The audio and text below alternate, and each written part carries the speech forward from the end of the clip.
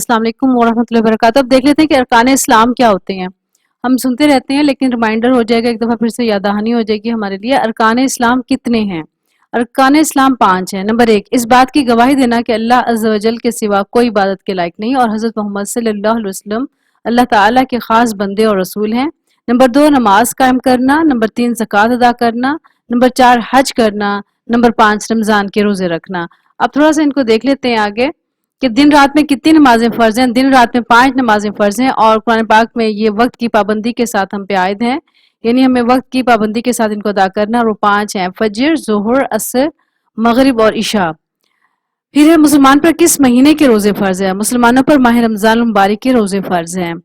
حج کس پر فرض ہے؟ ہر صاحب استطاعت مسلمان پر زندگی میں ایک بار حج فرض ہے۔ صاحب استطاعت وہ لوگ ہوتے ہیں جن پر زکوٰۃ فرض ہوتی ہے، یعنی جو زکوٰۃ دے سکتے ہیں، تو وہی صاحب استطاعت بھی کہلاتے ہیں۔ حج کہاں ادا ہوتا ہے؟ حج مکہ مکرمہ اور عرفات میں ادا ہوتا ہے۔ عرفات اس کا لازمی رکن ہے، اگر عرفات میں ہم نہیں پہنچے حج کے دنوں میں تو ہمارا حج نہیں ہو سکتا۔ تو یہ چھوٹا سا ریویو تھا ہمارا کہ اسلام کے بارے میں، کہ ہمارے کون کون سے ارکان ہیں اور وہ کیسے ہم ادا کرتے ہیں۔ اللہ تعالیٰ ہمیں علم کے ساتھ عمل کرنے کی توفیق اور سعادت نصیب فرمائے، آمین یا رب العالمین۔ السلام علیکم ورحمۃ اللہ وبرکاتہ۔ الرحمن الرحیم، السلام علیکم ورحمۃ اللہ وبرکاتہ۔ ابھی کچھ بیسک بنیادی اصول اور قاعدے میں اسلام کے لے کر آئی ہوں، تو اس کو ہم دیکھ لیتے ہیں، ریوائز کر لیتے ہیں، تو اس سے انشاءاللہ ہمارا ایمان تازہ رہے گا انشاءاللہ۔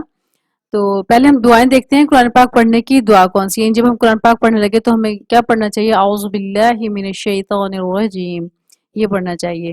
اور بلندی پر چڑھنے کے لیے، چاہے وہ سیڑھیاں ہوں یا پہاڑ ہو، کچھ بھی ہو، جب چڑھیں گے تو ہم پڑھیں گے اللہ اکبر، اللہ اکبر۔ ہر سیڑھی پر ہم یہی پڑھتے چلے جائیں گے۔ اس کے بعد بلندی سے اترتے وقت ہم پڑھیں گے سبحان اللہ، سبحان اللہ، سبحان اللہ، سبحان اللہ، چاہے ہم سیڑھیوں سے اتر رہے ہوں یا ہم پہاڑی سے اتر رہے ہوں یا کہیں سے بھی اوپر سے نیچے اتر رہے ہوں۔ پانی پینے کے سے پہلے کی دعا ہے بسم اللہ الرحمن الرحیم، اور پانی پینے کے بعد کی دعا ہے الحمدللہ رب العالمین۔ پانی کو 3 گھونٹ میں پینا چاہیے اور ٹھہر ٹھہر کر پینا چاہیے، اور بسم اللہ پڑھ کے پینا چاہیے، آخر میں الحمدللہ رب العالمین کہنا چاہیے۔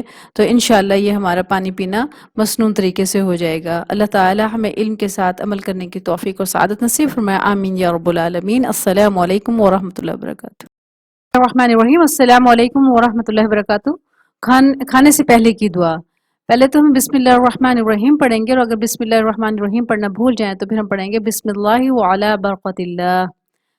کھانے کے بعد کی دعا، جب ہم کھانا کھا چکے ہیں تو اس کے بعد پڑھیں گے الحمدللہ الذی اطعمنا وسقانا وجعلنا من المسلمین۔ سوتے وقت کی دعا، جس وقت ہم سونے کے لیے اپنے بستر پہ جائیں اور سونے لگیں تو پھر دوسرے مسنون اذکار کے بعد ہم پھر سوتے وقت یہ دعا بھی پڑھیں گے اللہم بسمک اموت واحیا۔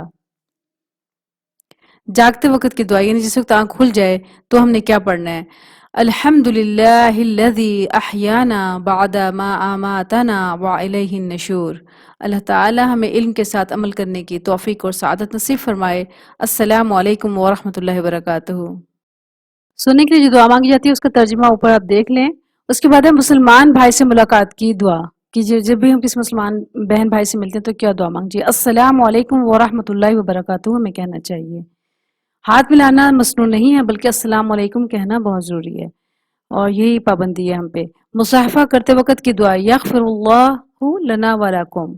شکریہ ادا کرتے وقت جزاک اللہ خیرن یا جزاک اللہ خیرن۔ اچھا، اس میں تھوڑا سا یہ ہے کہ اگر ہم عورت کو کہیں گے تو جزاک اللہ کہیں گے، اور مرد کو کہیں گے تو جزاک اللہ خیرہ، تو اس میں تھوڑا سا زبر زیر کا ہے مسئلہ۔ اللہ تعالی ہمیں علم کے ساتھ عمل کرنے کی توفیق اور سعادت نصیب فرمائے، آمین یا رب العالمین۔